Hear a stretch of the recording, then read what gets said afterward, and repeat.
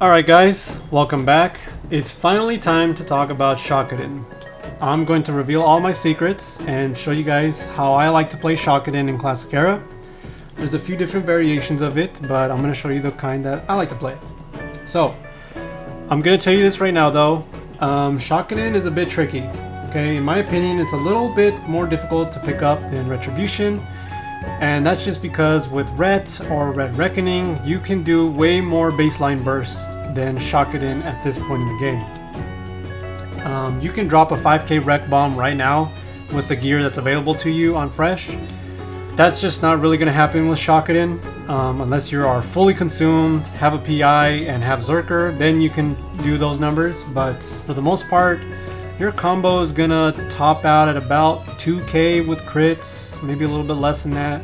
But what you do have is you have a lot of self-sustain. Okay, you have better healing for yourself, and you can do a little bit more consistent damage than a Retribution Paladin who's kind of waiting for his proc, or waiting to drop Reckoning stacks, right?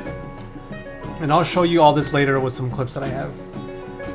And for the most part in Battlegrounds, as a Paladin, you guys all know this, but you should be healing the team, using your bops, timing your stuns, and knowing when to, drop your Reckoning Bombs, or when you're playing Shockadin, knowing when to run in and use your combo to execute. Okay? Also, the other thing you should know is that gear is harder to come by. You're going to be fighting casters for your gear. But the reason why I'm dropping this now is because Zul'Gurub is dropping. And in ZG, there's a lot of spell power pieces that make Shockadin viable. Up until now, spell power pieces for the first few phases are kind of hard to come by. And when they do drop, they're obviously not going to give it to you. That gets fixed with ZG though, because the ZG trinket that drops off of the last boss is a guaranteed drop, and Zul'Gurub is on a 3-day lockout. So you can build Shockadin way easier now, and I'm going to show you how to play it. So, let's get into it. As you all know, Paladin is only available to the Alliance in Classic, so that means you got two options, humans or Dwarf. And I prefer Dwarf because A, I think they look cooler, and you have Stone Form. And this racial alone has won me a lot of duels. Knowing when to use this is very, very important. I'll get into a little bit later, but for the most part, do not use this on the first blind, ever. You want to be patient with this ability. As I said, it will win you a lot of fights. And also, if you're fighting a warrior, let's say you can stun them, but they have a bleed on you, you can pop Stone Form and bandage yourself. It's really good. And also, from the other paladins that I've spoken to, Perception is nice, but Stone Form is just way, way better. Next thing, talents. So, the talent tree. I used to be 33-0-18, and I am running that build in a lot of my other videos, but as of late I have been running 31-0-20, and there is a variation where you can go down the prod tree to pick up improved Hajj. Honestly, that has its own merits too. Lower cooldown on Hajj is really good, but if you want the most burst, then you go 31-0-20. And what I used to do before was put 5 points into improved Seal of Righteousness, and it's really bad because as I calculated it out, 5 points into this gives you like 20 damage extra to your judgment. Okay, it's not good. It's very, very little, and that's just because this talent does not scale with spell power. If this talent scaled with spell power, 100% you would put 5 points into this, because that means your judgment's overall damage would be increased by 15%. However, this only increases your judgment baseline damage, so it's not that good. So I put 5 points into Divine Intellect, increases your total intellect by 10%, bigger mana pool, more crits. As a Shockadin, you're very mana intensive, right? You're going to be using a lot of your spells off cooldown and healing yourself, right? So having more intellect is really good. Spiritual focus, this coupled with concentration aura makes it so that while you're healing yourself with Flash of Light and Holy Light, there's no spell pushback at all. Really important. So yeah, when a hunter like sicks their pet on you or something like that, you can continue to heal, no problem. And then 1 point into divine strength, 3 into healing light, better heals, good. Consecration. Okay, I never use max rank consecration. I only ever use rank 1, and that's because it scales with spell power and it only costs 135 mana, right? Max rank consecration costs 565 mana. That's almost as much as a max rank holy light, and I'd much rather have my mana saved for healing myself than consecration, because while this does do some pretty decent damage, people can step out of it, right? Obviously, if you have Hodge and you can get the full combo off, good. But, and in my experience when testing it out, I don't like running out of mana. I don't even like getting low on mana. I'd rather just have the extra mana to heal myself and get more judgments off, because judgments of the righteousness are going to do more damage overall, right? People can just walk out of this. So I don't like using max rank consecration ever. I like rank 1.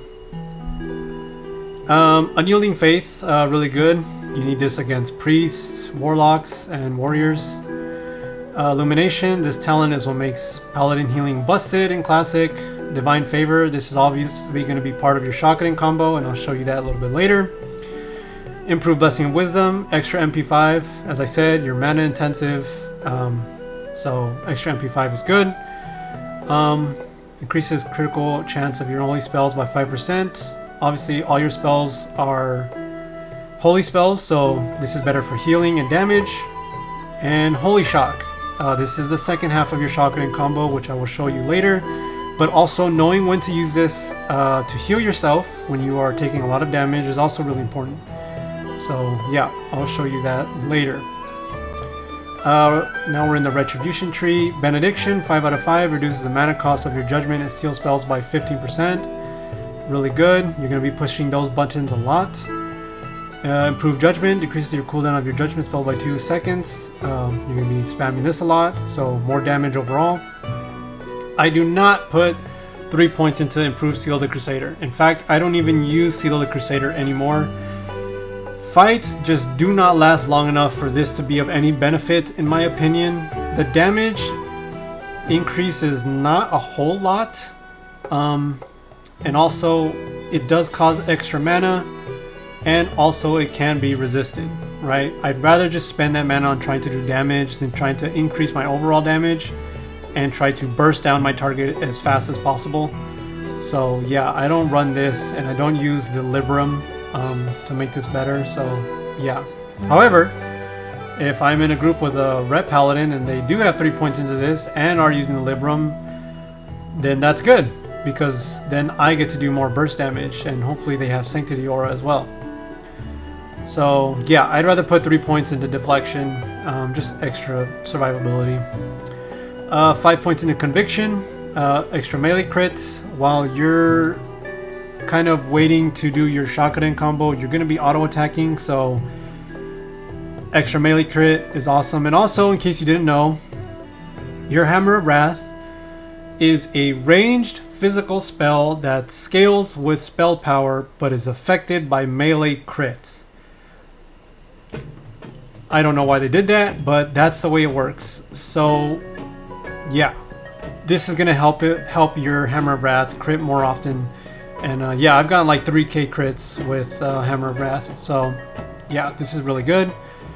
Seal of Command, this is the first half of your Shockadin combo, specifically Judgment of Command. This is going to make it so that when you have your target stunned and you use Judgment of Command, it's going to do double the damage. Stunned or incapacitated, so if you're with a rogue and they sap someone, you can do your Shockadin combo while they're sapped. So yeah, Seal of Command. But I only ever use this when I have my combo ready. I don't use this while I'm auto-attacking. I use Seal of Righteousness, and I'll show you why later. Pursuit of Justice. Honestly guys, don't sleep on movement speed. I don't know why it wasn't running this earlier, but this is really good when you're fighting people. So yeah, don't sleep on this. And Eye for an Eye. this talent alone has also won me duels, especially against elemental shamans and palm pyro mages. This thing, I've seen this thing crit for like 1800, and they never expected it, and they're like, what the hell? Where did all that damage come from? Right? So all spell criticals against you cause 30% of the damage taken to the caster as well. The damage caused by Eye for an Eye will not exceed 50% of the paladin's total health. So this is really good when you're fighting casters. Yeah. Okay, so let's talk about gear now. I would highly recommend just building your Shockadin set with your rank 13 gear, just because, well, you've probably already been doing that if you've been playing a lot of Fresh. So yeah, I would say use that instead of trying to get full tier 2 or you know, waiting to get 2.5. This set is just as good, plenty of stamina, plenty of spell power, and plenty of melee crit. So this is what it looks like. I'll put a link in the description so you guys can take a look at it, but I'll just briefly go over it. Arcanum focus on the head and the leg pieces. This will be available to you once ZG drops and you get your rep up. Extra spell power to your shoulders. This neck piece, I put this on my gear planner because this is easy to get once AQ20 comes out. But if you want a really easy one to get as ZG, it's this one here. 22 spell power, 3 mana per 5. Obviously no stam, no intellect, but you know, nobody really wants this, so you don't have to fight anyone for it. So, and it's, you know, it does okay. You already have a lot of stamina with your rank 13 set anyways, so it's good. I would keep that. Cloak of Fakari Worshippers, you get this out of ZG. I think this is like a trash drop or something like that. Oh no, it's shared. It's a shared between all the high priests. So yeah, ZG is on a 3-day lockout, so you're gonna be seeing this cloak a lot. Shackles of the Unscarred. I think this is a drop off of the last boss in AQ20, but to be honest with you, spell power wrists are kind of hard to come by. There's only a couple options even in in-game that you really want anyway. So for those, you can use tier 2. I used tier 2 for the longest, and I don't know if you're going to get the ones out of BWL, to be honest with you. Those are good too because they have spell hit on them. Let's see who drops them. Is it Broodlord? Yeah. These, I don't know if you're going to get these, to be honest with you, but these would be really good if you can get them. But yeah, tier 2 or even the 0.5 ones are good. They both have spell power and they have plate, they're plate, so extra armor. Yeah. Belt. Belt of Untapped Power. This is really good. Honestly, I wish I would have known about this belt sooner, because this is also a, I think it's a trash drop or shared. Yeah, it's also shared. Belt of Untapped Power. 29 spell power. Pretty good. Band of Servitude. This is also shared between all the priests, so not that hard to get.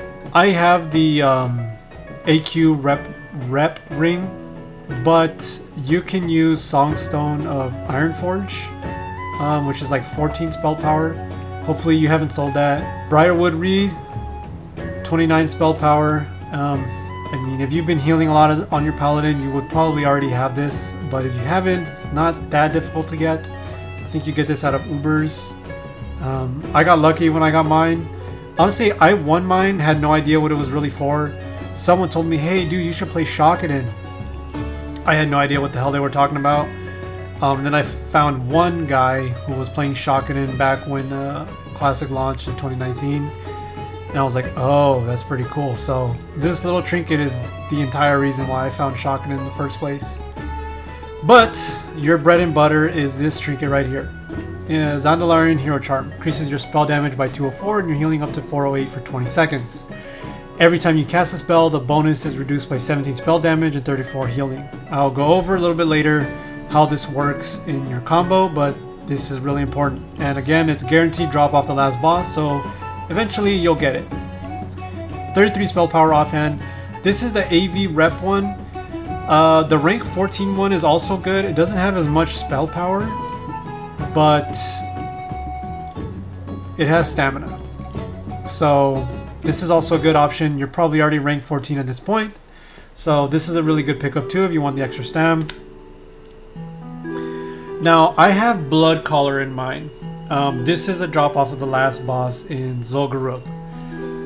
You don't have to get Blood Collar though. I just have this here because I know it's going to be harder to get Locomir off of Nefarian in BWL. This is obviously your best one until yeah, I guess Wraithblade in Nax, but this is a really good one. It's just a little bit more difficult to get because healers do use this, and honestly I don't really plan to raid much in Fresh. That's the main reason I only use Blood Collar in mine, because I don't know, I'm not too heavy on raiding. I already raid a lot on Era, or raided a lot in Era, and I wasn't really that excited about raiding again on Fresh, so I'd rather just settle for the Blood Collar. Zul'Gurub is more of a dungeon than a raid, to be honest with you, so yeah. I just realized I skipped over all the enchants. 3 agility on your cloak, extra crit, 100 health on your chest, extra health. Stam is king. You want to get as much stam and as much crit as possible, so health is important. Stamina bracers. Here, I like to do the 30 healing power, but honestly, you can do strength or agility if you want. It's not a big deal. I just like to have the extra healing power. Stamina to boots, really good. Again, as much health as possible. And spell power to your main hand. I've seen paladins make the argument for a fiery weapon, because as I said, you're going to be auto attacking before you bust your combo, so you can go either one. I haven't tested really with spell power. If I ever get a second Wraithblade, I'll probably start testing with that to see how much damage I do in a duel compared to having these 30 spell power. But yeah, by and large, if you want the most burst for your combo, spell power is the way to go. So now I'm going to show you guys some of the consumables I use for PvP. I like to use Frost Oil instead of the spell power one, and that's just because it scales with spell power, and also extra CC is really good, and this procs pretty often. Now there is a great debate. I don't know, I haven't tested it enough, but apparently your Seal of Righteousness can proc more Frost Bolts because your Seal of Righteousness damage triggers as another attack.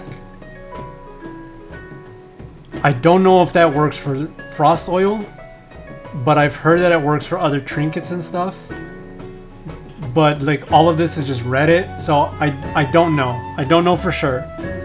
But I have seen this thing proc pretty often, and I've gotten some pretty crazy crits with it, so I know it scales with spell power. Because I've had it crit for like 600, and you can go check in some of my videos.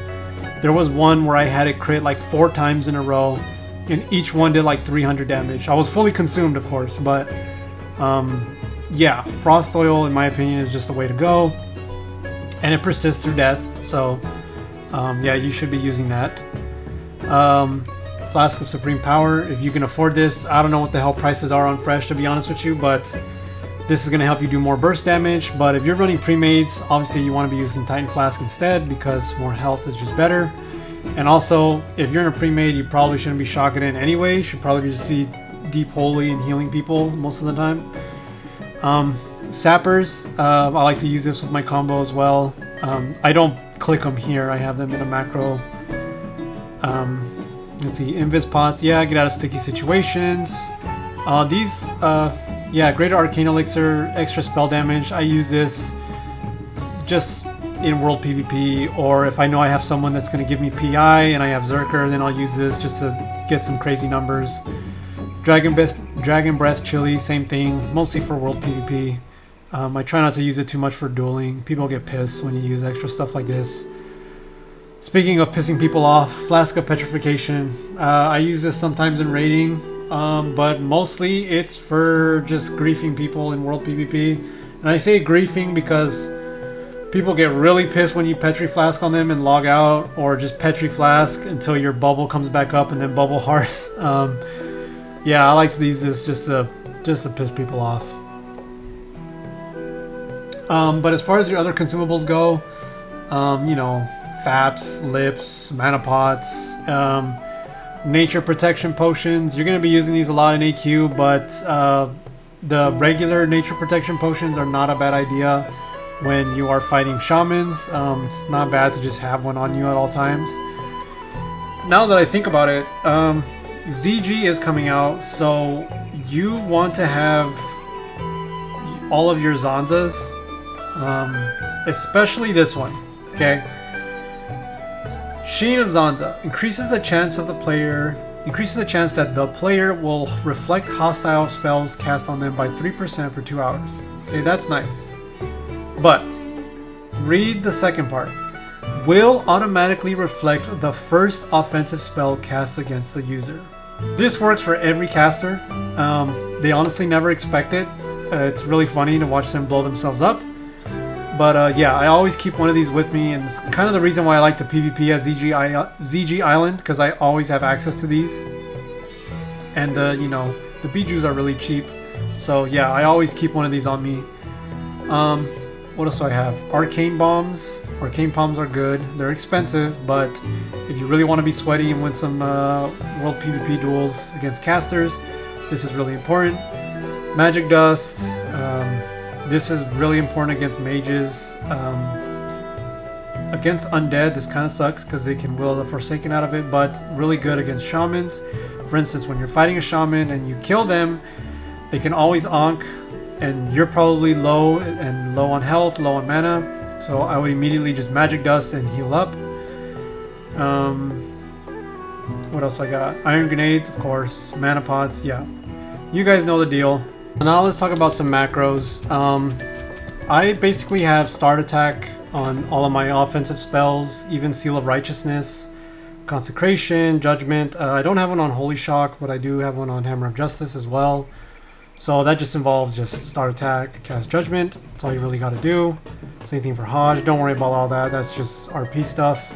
This is basically your bread and butter kind of macro for Shockadin. It's just a macro to use my Hero Charm and Divine Favor. Seal of Command, I've heard, or any seal for that matter, I've heard is not a good idea to put in a macro for some reason. I read that on Reddit a while ago. Someone said that it just bugs out, sometimes it doesn't cast. I've spammed the button a bunch until I see it, and it usually is always the first time I press the button, so I've never had issues with it. But yeah, so you can do that, or you can just have your Seal of Command ready right before you do your combo.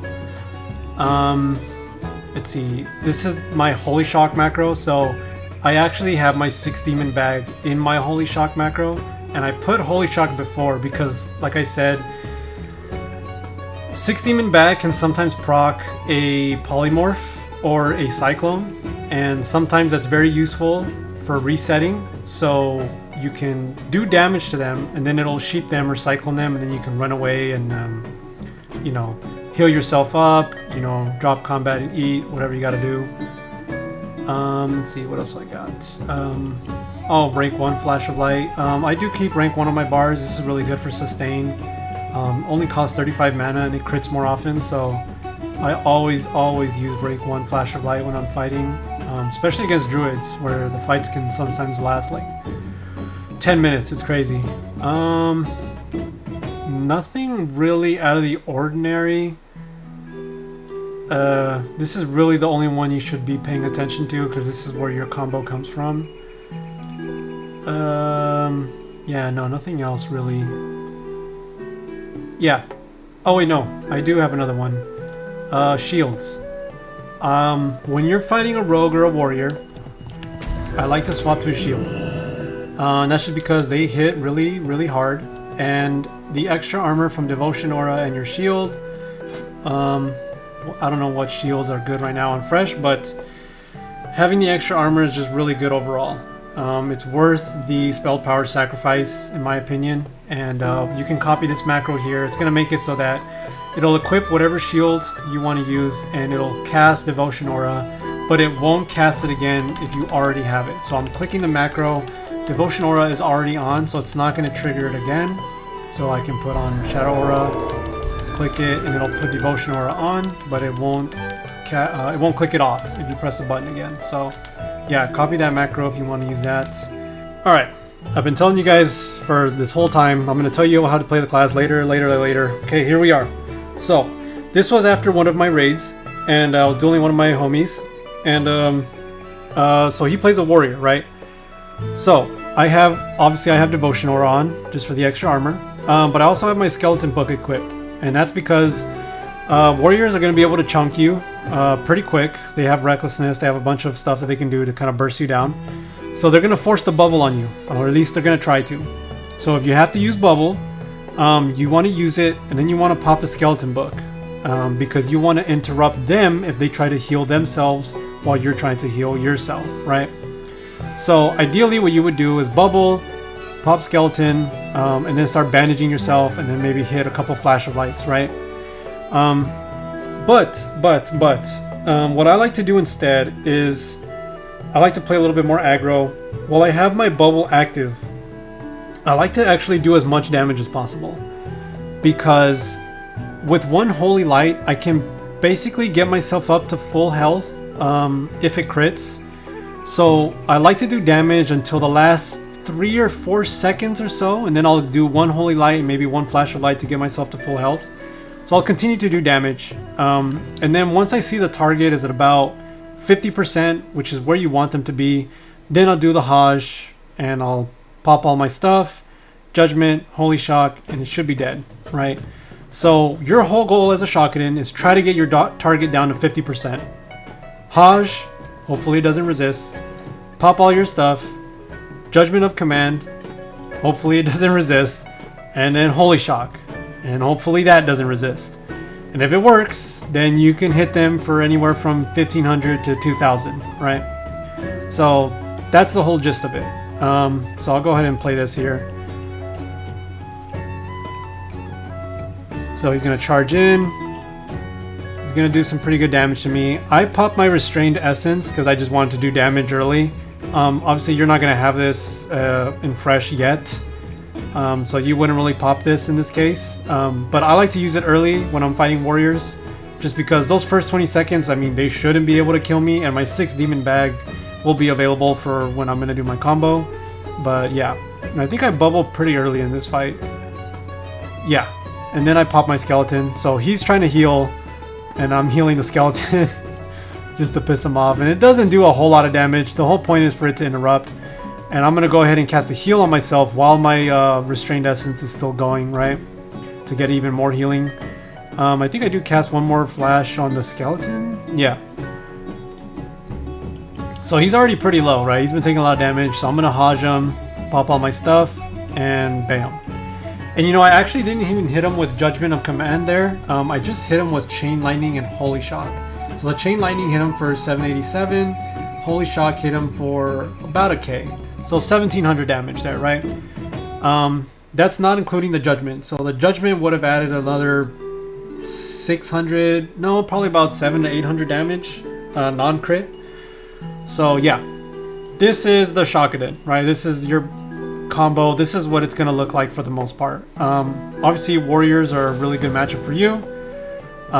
Rogues are also a good matchup for you, although if rogues are really good and they know how to reset effectively, they can be a bit of a problem. I'll go ahead and throw this one in here too. This was a elemental shaman that I was dueling just yesterday actually, and this one ended pretty good too, so yeah, I wanted to just cover this one as well. Yeah, I see I have my skeleton book equipped too. I don't even know if I pop it. I can't remember if I do, but I know how this duel ends, which is why I saved it. But yeah, so here we go. Opening up, just getting judgments off.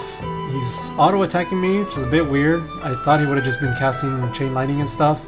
This is one of the benefits, by the way, of running one-hander, and why I like him more than the two-handed build. Specifically for this, when you're fighting shamans, you can just run up and smack their totems and kill them very quickly. If you're using a really slow two-hander, you're standing there for 3 seconds trying to auto-attack it or use a spell on it. Both are not good, right? But Wraithblade, and the other one-handers that you can get have really low swing timers, right? Wraith Blade is like 1.9 or something like that. So yeah, while he's running around dropping all his totems, I'm just following him, smacking them, and then just auto-attacking him, right? And casting Judgment on him. So yeah, so that's all I'm doing. I got him pretty low, so I'm like, okay, getting ready to do the combo. He's jumping around. I'm waiting, and I'm mostly just waiting for the grounding totem. If you're curious as to why I haven't used my combo yet, is because I'm baiting the grounding totem, mostly. You don't, obviously against Elemental Shaman, you want to be careful when they use their grounding totem, because that'll just completely mess up your combo. So that's mostly what I'm waiting for here. Obviously I know I'm getting low. Yeah, I never even used the Skeleton Book. I wasn't even thinking about it at the time. But yeah, and of course he's an orc, so he's going to resist the Hajj. I bubble the Chain Lightning. He uses all of his cooldowns, right? This is really, really important. If you don't want to use Sheen and be cheesy, right, you want to time your bubble for their burst. And obviously I'm pretty low, so I was gambling a bit. But, yeah. He used all of it all at once. Elemental Mastery and the Earth Shock, and that's like, God, probably like 3,000 to 4,000 damage right there, just eaten up, right? So then I pop my stuff and I hit him with Chain Lightning and then Hammer of Wrath to finish him off. So each class is going to be different. Shaman is tough, but I will tell you right now, if you didn't already know, Shadow Priest is your worst matchup. To beat a Shadow Priest as a Paladin, let alone a Shockadin, you need an insane amount of RNG, a lot of Shadow Resistance gear, and you need the other player to be bad. It's really, really hard to beat a good Shadow Priest. Your next worst matchup is a Warlock. Again, I rate these pretty high just because in order to beat them, you need a lot of extra tools, right? You need a lot of toys. You need the Rocket Helm. You need specific trinkets, and you need RNG to be on your side. After that is like Frost Mage. You know, Frost Mage against Paladin is not as rough as Mage v Warrior, but especially against Shockadin, it's tough because those three classes have Absorb shields. They have insane amounts of Absorb. And there's also trinkets, like the one that this guy has, that will eventually be available to you in Fresh, that give you even more Absorb, right?